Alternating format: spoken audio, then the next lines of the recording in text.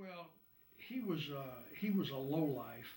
His name was uh, Tony Quave, and I didn't write it into the script because I had a flash of trying to be politically correct, and probably I made a mistake.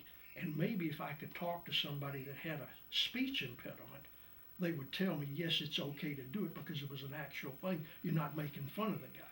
But his name was Tony, and when Tony would talk, he talked like that.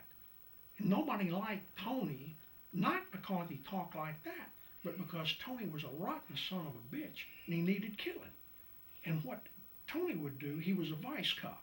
He was plain clothes, he was undercover, but every hooker in Atlanta knew who he was. So what he would do, he would catch a hooker in a parking lot with nobody around. He would walk up to her, he would put the badge on her, and he would feel her up and steal her money. But he wouldn't bust her. So what he was doing was shaking down the girls. And then later, he busted Shannon, who was the dwarf, but it was a setup because he entrapped her. And I lost the case because the guy lied in my face. I was cross-examining, and he lied to me, and I had nowhere to go. The judge told me to move on. I had nowhere to go. I blew the case.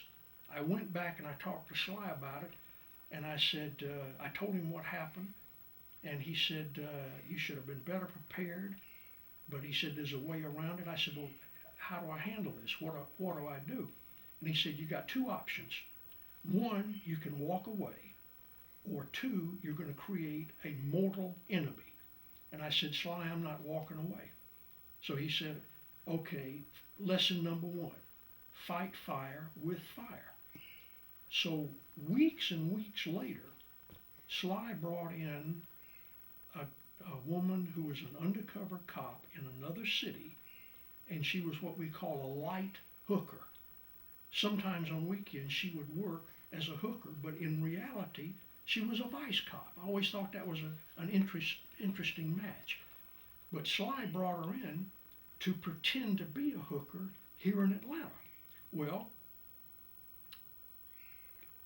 Tony picked her up, and they battered back and forth for a minute, and then Tony busted her for solicitation, but in fact, she did not solicit him.